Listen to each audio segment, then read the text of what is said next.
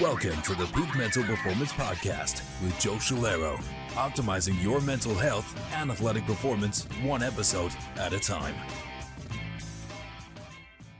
And okay, so Annie, thank you for joining me today. So for people who aren't as familiar, obviously you and I have been friends for a few years now, and one of the reasons that I respect you professionally outside of just respecting you as a friend and character-wise is because I think some of the best coaches have perspectives from different angles of things, and they can look at things from different areas, and I think your experience both as a competitor and as a coach really does that. And I think it gives you, I'm always interested to hear your perspective on things, because you have such a unique, I think, multifaceted kind of perspective. That's why I wanted to have you on to talk today. And for the people who maybe aren't as familiar, can you maybe give an idea of kind of what you've done competitively and then what you do on the coaching side too? Sure. So my name's Annie. It's actually not Annie Gunshow, despite what everyone may think. It's actually Annie Dohack. And I've been in the fitness industry since I was 16 years old. I kind of fell in by fate and never left, and just super enjoy it. Again, I'm kind of iffy on if fate is real, but if it is, it definitely put me where I am very early in life. So because of that, I've had a very diverse, the opportunity at a young age to be very diverse in what I've done. So I've done the collegiate sector, I have done the clinical sector, and I've done private coaching. And by far my favorite is private coaching and one-on-one coaching, and most recently remote coaching. Competitively myself, I have done powerlifting for 5 or 6 years. That's probably the thing I compete in the least. I think it's super fun, but it doesn't grab me like the other two sports do. And then I do strongman. Strongman's maybe my favorite. It's definitely my favorite iron sport, and I'm not going to consider physique sports that at this time, but in strongman I've competed all the way at the national level, placing as well as third, which has been really cool. This last year I competed and got fifth with a broken wrist, which was really cool. And then physique sports, I've done bikini, figure, and physique. So as I've kind of grown emotionally, I've also grown physically and have kind of been able to see each of those categories. So that's kind of my competitive history. I've done some national level shows. I've done a ton of just local level shows as well. So that's awesome. That's a good recap. So you've done a lot of stuff, and I think the fact that aside from, like you said, with powerlifting, you've only done a few, but I think like to the level at which you've competed in strongman and physique sports, I'll lump figure and everything under physique, but like physique-ish sports, like to have done so much of each of those, I think is cool, because there's a lot of people who do like primarily one, and then they'll just do one like as a bucket list thing, and then they'll go back to what they normally do. And you've done a lot, so I think it's pretty neat. So one of the main things I wanted to chat about, and I want to get your perspective on, is obviously, you work with males and females. Males and females compete in all these sports, and males and females both all deal with a lot of the mental side of all of these different sports. But I think it's safe to say that obviously women deal with a little more socially and things like that from a physique standpoint with body image and things like that, at least.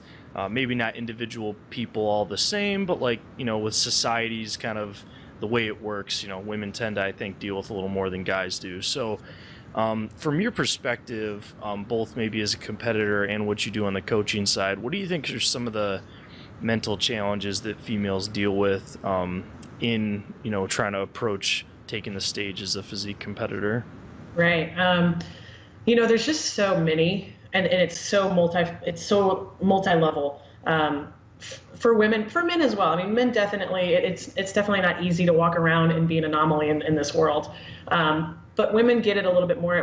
We tend to be a little bit emotional, and I know that's a blanket statement, but we just do.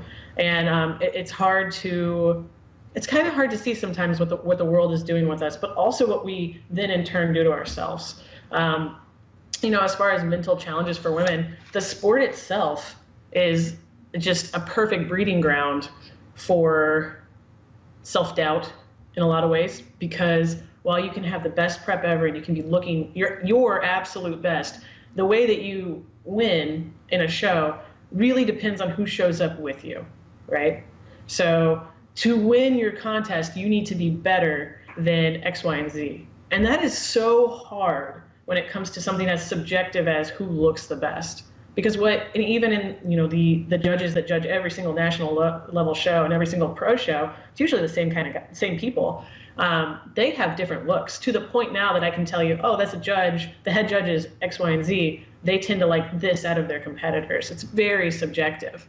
And it's really hard to not get wrapped up in starting to compare yourself with other people. And that's such a bad road to start to head down.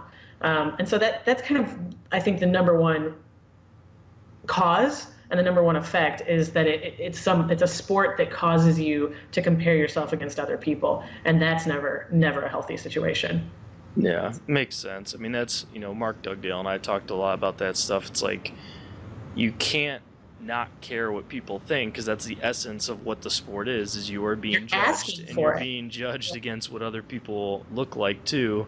Yeah. And Mark said, like, you know, it's kind of a little tougher than, you know, giving somebody a critique on squat. It's like you're telling them, like, your glutes look terrible or your arms aren't big enough. Like, those are kind of harder pieces of feedback to take from people. Especially if you've made like a dramatic improvement in them, and then they're like, "Oh, you could use some more." Not good enough. I still have years and years to go on like my hamstrings, for example, but they've come a long way. But it's not good enough, and I know that. But it still stings to hear. And even though I know I'm going to hear that critique, it still gets me a little bit to where it should be motivational, and it usually is. But I think a younger competitor. When I was doing bikini, those were hard things to hear. I didn't want to believe it, and it's hard to not justify. Now, you grow a lot from that, and you learn a lot about yourself, and you start taking criticism really well once you get it repetitively. But a lot of people don't make it past that. A lot of people do one show and have their feelings so hurt that they're done, and that's what really, really sucks and can scar somebody about the sport. You know, and you see it play out on social media where people talk about their horrible experience competing and they'll never do it again, and perhaps they shouldn't, but you know, you definitely see that. Yeah, definitely. And it's tough too, because I think it probably goes a little more for physique sports, but I think it applies to strength sports and iron sports in general. Like, you know, usually being excited and emotionally passionate and motivated about it is what gets you into it. But in my opinion, if you want to be able to go from beginner to intermediate to advanced, you have to be able to detach yourself emotionally from it. And I think sometimes that's hard for people to hear, because they're like, yeah, but I want to like love every second of it. I'm like, yeah, but if you cling that closely emotionally to it, you're not going to be able to, like, you know, there's sometimes where you just have to be able to like zone out and be super logical and just focus on what you have to do.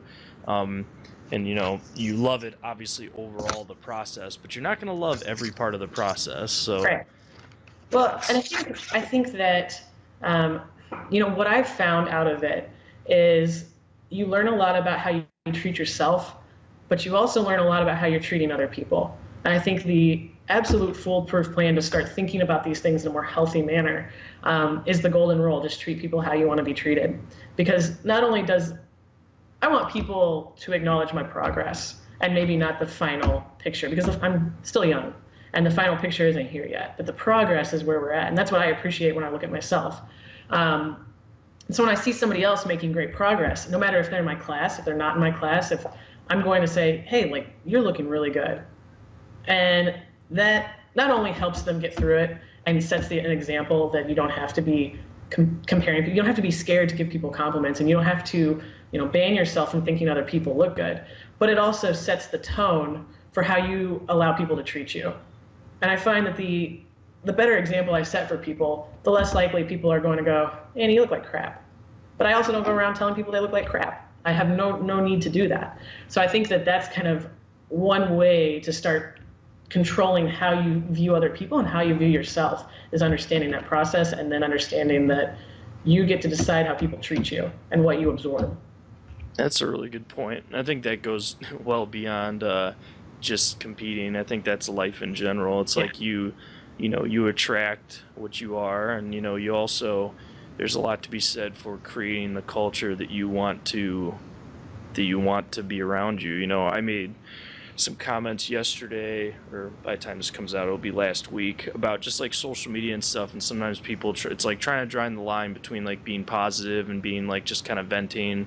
And it's like there's definitely a place for just venting and getting things off your chest, but like a lot of it is like, you know, put out there what you want to be heading the direction of, because it's like at the end of the day, like you gotta start laying the tracks for where you want to go, and not just where you currently are. But yeah, I think that goes just beyond even just competing. But for sure. So you mentioned it a little bit before. I think I've seen, you know, you see posts, and I work, you know, at a college, so I see a lot of it. Even people that, you know, that I know personally that or have like worked for me in the past and things, that like they'll do a show, have a bad experience, and then a lot of times they'll put it as an indictment at the sport. And then a lot of people who care about them will also be like, oh, see how bad the sport is for people.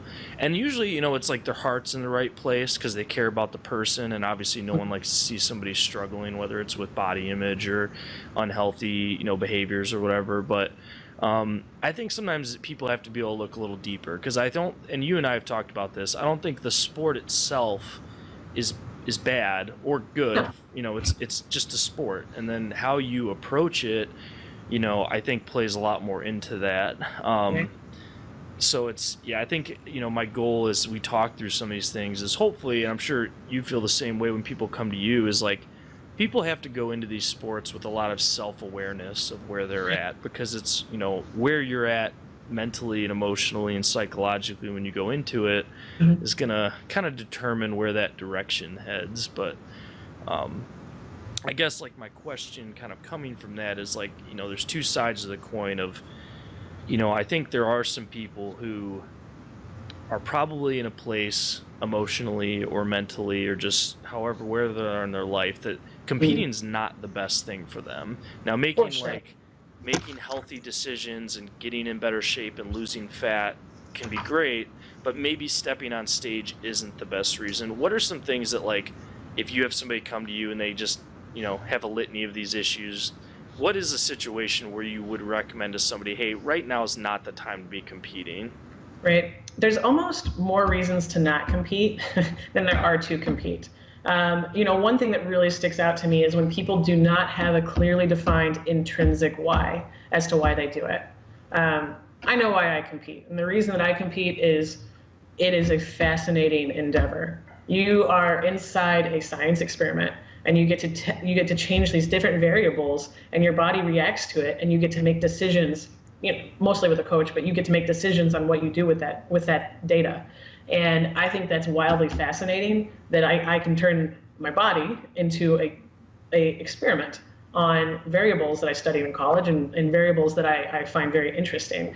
And that's rad. You know, I think that seeing what your body can do and how it responds to things is really crazy awesome. Even on the hardest times when I am just, for some reason, starving, I know that there's some hormones being kicked in and kicked down that are making me that hungry because it wants to thrive, and I'm putting it in a situation where it's dampened. So I think it's amazing, you know. And every step of the way, I remind myself, like, this is a really cool opportunity to see what my body can do, and that's my why. What's not a good why is when people say, well, I really need to lose some weight. Well, that doesn't mean you need to go through this extensive process and sign up for a competition. It's crazy. Lose some weight and just lose some weight. You know, there's a different timeline for that. The other thing is, I think people don't understand what goes into it. So understanding the process. When someone comes to me and they're like, I want to get down to this weight and stay there, be a fitness model. You know, if you've got that going for you, do that, and set a realistic body composition goal that you can walk around at. But stage lean is not reasonable. I don't even think for bikini it's reasonable to walk around at how lean you are on stage. So, you know, when somebody says to me, I just want to lose some weight, I think that's not a good setup. If your undivided attention needs to be somewhere else, I think it's a selfish thing to do to start competing. You know, if somebody's going through a huge life change and they need to be present in what they're doing, prep takes it away. It makes you tired, and it takes up a lot of time depending on what you're doing. So you have to, even if you're doing no cardio, you still have to get your workouts in. You still have to food prep. You still have to stay home. You still can't go to, well, you can go to birthday parties, but you still really have to, watch what you're doing. And that's not always the best thing for relationships and jobs or life situations. So if your undivided attention really does need to be somewhere else, put it on the back burner, because it's not a sport that expires. It's been around for decades. So that would be another reason.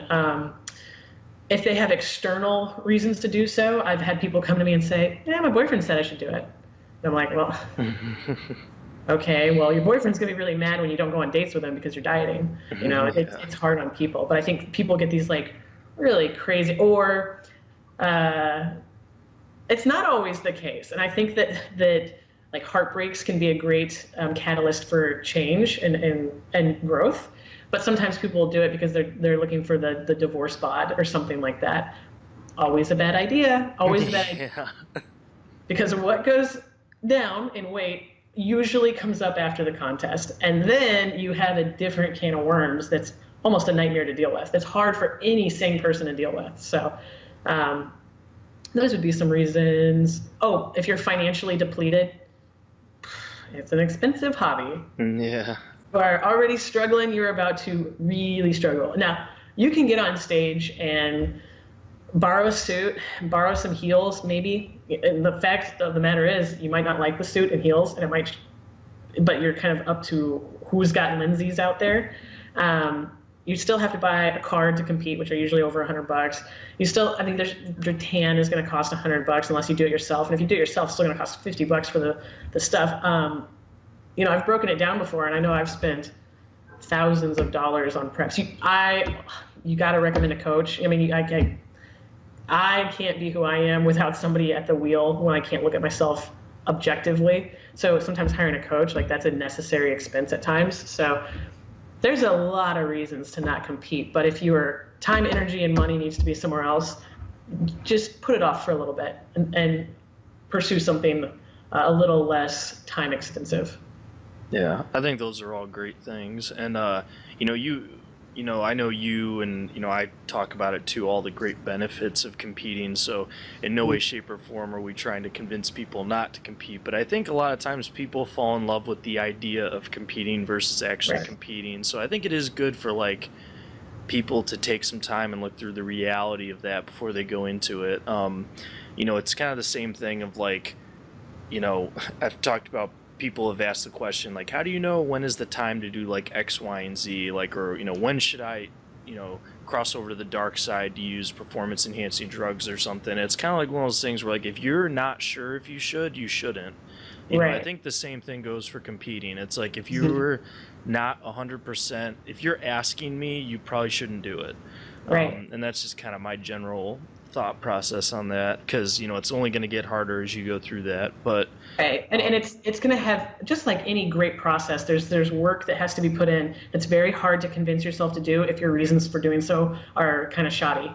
But that's not to say it's a never. It might be a no forever. It might be a no, not right now. But competing it's weird, because you always set out for trophies, right? You always set out because you want to win, maybe, or you want to see what you're capable of. And everybody hopes to win. I think so. I think everybody hopes to come home with some hardware. But the best things I've taken from the sport, in every sport that I've done, has nothing to do with how I've placed. It's been the things that I've learned along the way. It's most definitely been the people that I've met along the way. So I would be remiss if I said, no, you shouldn't compete because there's nothing to be earned from it. But there are a ton of reasons why you should reconsider it at a different time. Yeah, I agree 100%. I think that's really good insight for people to know when they go into it. And I think kind of the last part of kind of this side of things, I think, that I wanted to touch on is, and I texted you about it the other day, I think a lot of people, because of the role social media plays in the fitness industry in general, and even as you compete, it's not like it was 20 years ago where, you're not sending your friends a bunch of photos of your current, what you look like, but now it's like people almost on a daily basis sometimes will be posting pictures of themselves. And I think the biggest thing that I'd like to try and encourage people to do is, I'm all for people doing whatever they want to do with social media, but I think for your own sake, you have to analyze what your motives are. Because if you're attached, because I see a lot of people that compete, and either during the process of competing or usually after it doesn't go so well, they talk about this process of like finding self-love, self-esteem again, and then the posts kind of trail out, and it ends up being, in my opinion, kind of like putting a bandage on a wound without fixing the exact problem. Because Absolutely. And I think I think social media is an incredibly good tool. I will never bash it, because I mean it provides so many good means for positive things, but that's one thing that I think people can fall into, is like feeling like self-love can be achieved through the feedback you're getting on social media, which sounds so ridiculous, but I think a lot of us can easily fall into that trap. And I think a lot of people realizing that, like, if you're concerned about loving yourself, and obviously none of us are perfect, we all struggle at times, but if you are legitimately struggling with your self-esteem, the feedback you get during the competition process is not the time to fix that. Right. There's something that I consider shadow friends, and you're right on. People really want to tell you how awesome you are when you're in prep, because you kind of are, and you have a extreme physical look that people are like, oh, I've never seen this before.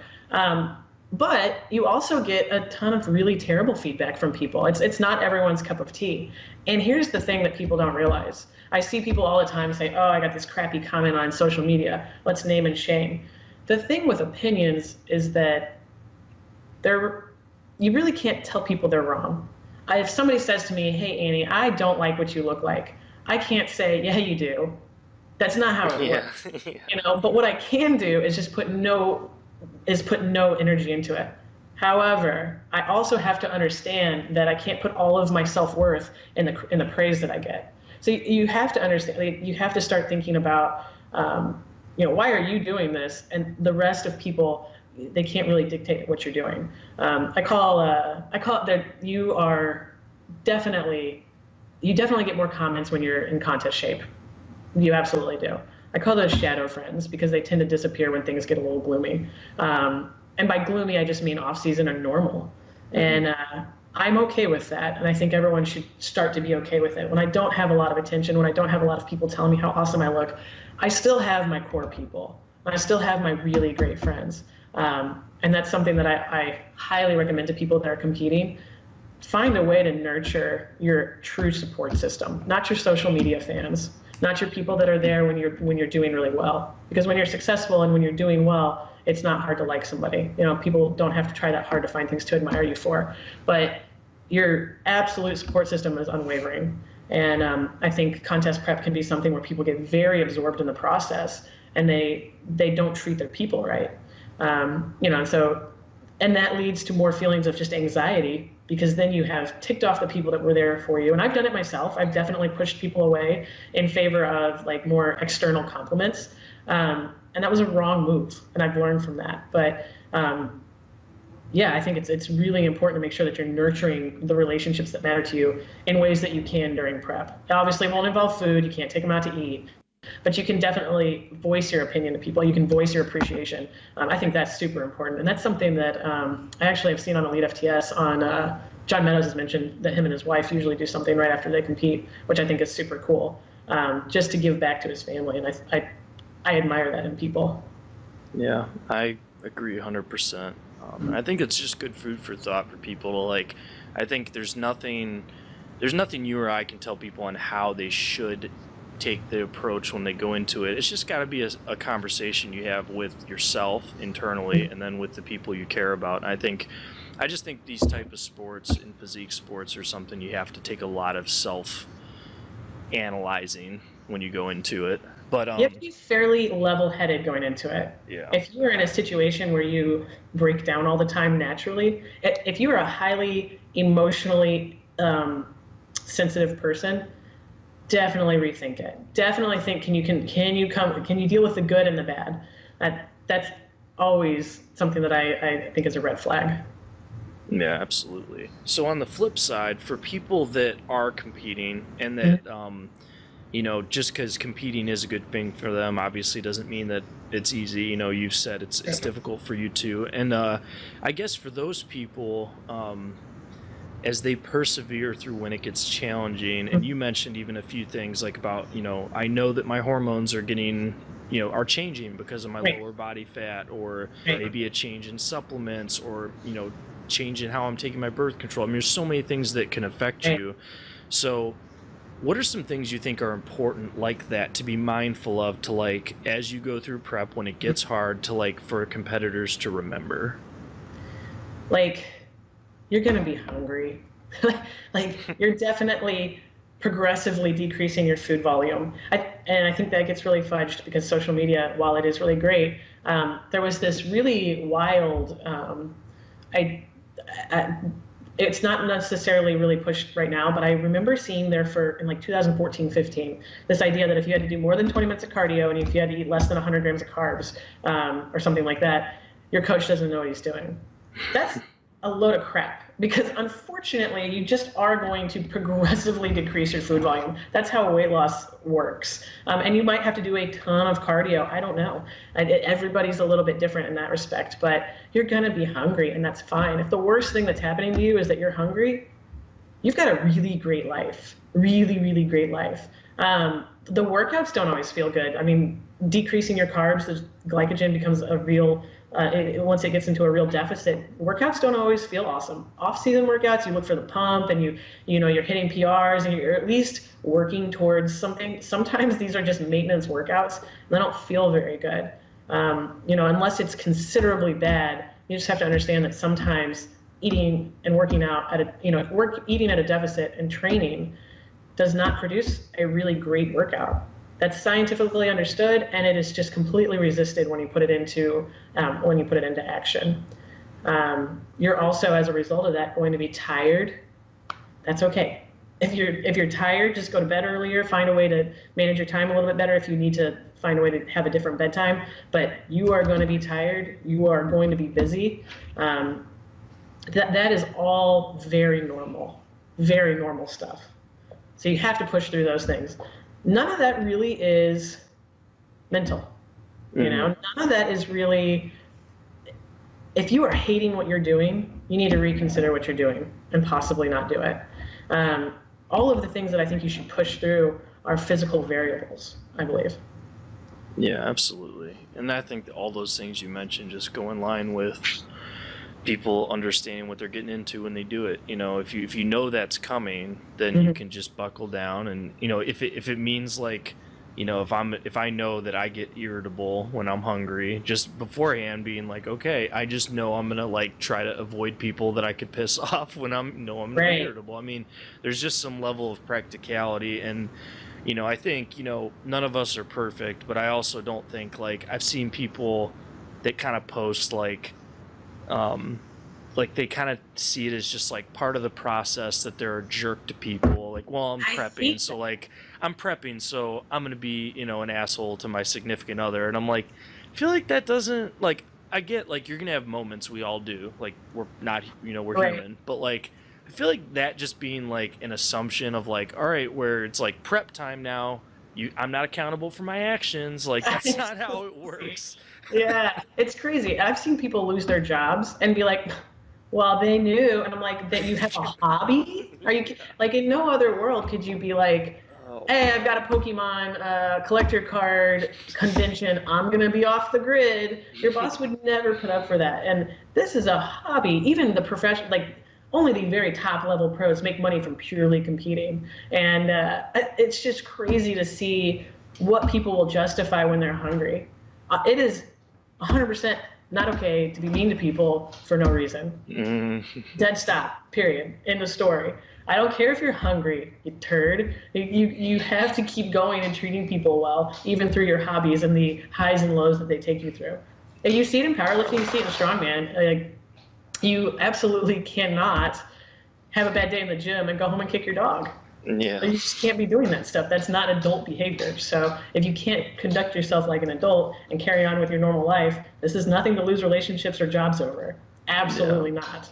I completely agree. And I think I think on that point too, people, something that I get a lot of feedback from, and when I had done surveys in the past, I'd have dozens and dozens of people telling me like that basically training and the sport that they compete in is their only emotional outlet they have. And I think that happens when you put all your eggs in that one basket of like, it can't be everything. Like, I'm not saying that everybody has to take the same approach I do, but whether it's faith or your family or another hobby, I think you got to have other things. Or if you're dealing with mental stuff, talking to a counselor, therapist, whatever. But like people who are like, the iron is my therapy. I'm like, well, that's a really fickle thing to pick to be your therapy. So it is, especially because we all understand that it's not a linear process. Yeah, and 200 pounds. I love Henry Rollins. But I know when people take 200 pounds is 200 pounds and they make it their like life motto. Yeah. Sometimes 200 pounds feels like 400 pounds, and I don't have an explanation. Well, I could explain it, but we all know that sometimes it feels worse than it is. And you're right. You cannot let these hobbies be the catalyst for the love for yourself. And I think that goes back to really pouring into your support system, be it friends, be it faith, be it other hobbies, the things that keep you emotionally happy, pour into that. And if you can't keep up two things, keep the thing that makes you emotionally happy, for sure. Yeah, I agree 100%. I think, there's times where you're just going to be chipping away and you can't be too emotionally tied into it. Right. Yeah, I think that's a great point. I guess I think there's some great food for thought for people as they think about physique side of competing. But that's obviously not all you do. And the other very unique thing that you do a lot with is you work with members of the military. And I always thought that's very interesting. And so that's been something I've learned a little more about the last few years. Can you just talk a little bit about what you do with the coaching side of that? Sure. So, I am not a member of the United States military of any sort. But I've been working with military members almost exclusively now for a couple of years, and I've had some foot in the door in some fashion for probably the past 5 years. It started out when I got volunteered to do a ruck once a month with the ROTC program, and I noticed that their training protocol was just terrible. It was basically like make something up the morning of, and it's going to look a little bit like CrossFit, but it's just going to have the utensils that we have or the training equipment we have, and then just smoke them. And, I think anybody that's in the fitness industry understands that there is always a place for progressive training. And what you would get was overuse injuries. You would get people that aren't really getting better in any facet of their training. And to be a candidate in a tier 1 or selection process or any selection process, you have to have a great aerobic base and you have to have a decent level of strength. There's some figures that I could throw out, but I probably won't, that are what I would call the barrier to entry. Like, hey, you're going to need to do this, be able to do this in order to complete the tasks that you're going to see at selection. But they're not actually that bad. And definitely the way to having great endurance and great strength is not random. That's an incredibly difficult process. So while I was working with this group, because a younger me ran her mouth a lot, I was like, hey, this sucks. And they said, all right, well, why don't you program out our programming for a little bit? And I said, well, all right, maybe I will. So I did for a semester for free. And the cool thing is, you have those PT tests that have standards that you can test on. And at the end of the semester, we could do another PT test to see how things went. So I started working with some ideas that I had and created a training program that made a little bit more sense. And they all, across the board, everyone had an increase in their PT scores. And that's kind of how I got involved in it. Since then, I've had about 350 military remote one-on-one clients. So what I do is I write up their programming, they check in with me, they tell me how everything's going, we make sure things are going the direction that they need to go. I've set up testing parameters to make sure that they are going to be ready for whatever it is they're getting ready for. So I work with people that are just, big Army, big Navy, big, they have some MOS within those branches. And then I've worked with people that are Green Berets, I've worked with people that are Rangers, worked with quite a few SEALs, oddly. So I get the range of them, and we just make sure that we're going in the right direction, which has been really interesting. It's been a really, really cool case study. It's training like I don't see much often. Now I think people are kind of catching on to the principles, but it's been a really cool situation. Yeah. What do you think are some of the biggest challenges you have from a programming standpoint based on kind of what you have to work with from them? Definitely the number one issue is going to be their schedule. Yeah. It's not consistent. So what we have to do is we have to put out priority days. And that comes from really good assessment process where I say, this is what needs the most work. For a lot of people, it's endurance. For some people, they're just not strong enough. Sometimes it's skill related, but we have to figure out the priorities. And I say, no matter what, you hit these workouts. The second thing would be sometimes they don't have equipment, so we have to get a little bit creative. Now, if it's endurance, if they need to be able to run, you can run outside in the earth for free anywhere you are normally. So that's another concern, is sometimes they don't have really great equipment. Sometimes they do, though. Like, there's some bases that have just amazing gyms. So, but that's a pretty big one. And then I think probably the third thing to work around a lot of time is that I cannot coach is having the right attitude to succeed in the military, because it's unique. It's definitely a unique mix of kind of maybe alpha behavior and submissiveness for a greater good. So yeah, it's very true. And I think that's something that the military programming for the military is probably one of the best examples, I think, of. There's ideal, and then there's what you have to do, and and I think that's where newer coaches get really attached to like the perfect way to train, and then you have to realize like you have to keep somewhat of a loose grip on that, because I've had, when I was doing a presentation with a battalion and with one group, the one girl was telling me about how she's like, I only have 1 day a week of like PT with these people, so it's like I can't just be like, well, you have to do 4 days. That's how my program works. Like, you have to be able to work with them on what is available. And I know I was at a presentation last year where even the strength coach at a military academy was talking about how if they do like at one of their surprise, I'm terrible at remembering the terminology for all this, but one of their surprise like roll call drill type things, they have to drop what they're doing in the middle of it and go. Or like, if they have to, even like their sports teams, if you're a football player at this military academy, you still have to go march the day before a game. So like, they don't have consideration for like how perfect your energy systems need to be and all that stuff. So I think that's what people have to remember too, is like, be prepared to be flexible, because that's what you have to do with sports like that. Absolutely. So I could definitely appreciate that.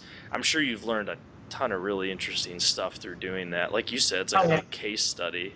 It is. It's amazing. I actually keep a spreadsheet of people's performances, and I like to mark kind of where their big four are in terms of lifting.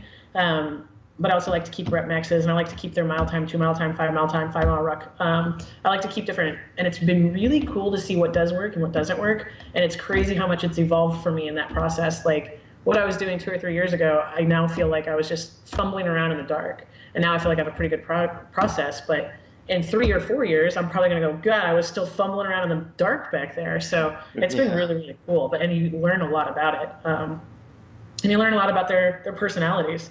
And it's pretty cool now. I can almost identify a attitude that's not going to work, which is really a unique situation as a coach, because I can't fix that. Yeah, it's very interesting. And I think and I guess because a lot of this podcast too speaks to like mental health. Obviously in the military, even people who don't deploy, but in addition, people who do deploy, you see a lot of, PTSD, or even not quite PTSD, other mental health issues. And I think it's very important. And whether that's reaching out to a coach like yourself with their training, or just checking out resources and learning more, I really think it's important for military members to, before they go down that road of that process or get deployed, to really be managing stress and learning how to manage stress. Because it's not to say that the perfect stress management scheme is gonna allow you to not get PTSD. You know, I'm not saying that, but like, you know, your ability to adapt to and respond to things that are happening around you, you know, people sometimes don't realize how much of a difference that can make. And even, you know, when I was talking to Thomas, he was talking about like, you know, when I look back and I realize I was like barely eating, training like crazy to burn off the stress, and then going in stressful situations and then getting yelled at by my drill sergeants, like all that stuff adds up. And then you're away from your family. Right. Like, and I think, you know, I think that's something that hopefully I want to continue to try and put resources together for that for people. Cause yeah, I mean, it really is like a lot of times I think mental health issues for people are a perfect storm. It's not one thing. And I think military is like one place where even if you're in a good situation, that perfect storm can definitely take place. It's just exasperated. And here's something that really sucks. A deficit in their physical abilities, I mean, this is just in the physical sense, is so much more stress than a deficit in mind. I can show up to stage and be fat and nobody dies, right? Yeah. And when you have a deficit in your strength, or you have a deficit in your aerobic base, that could really cost you.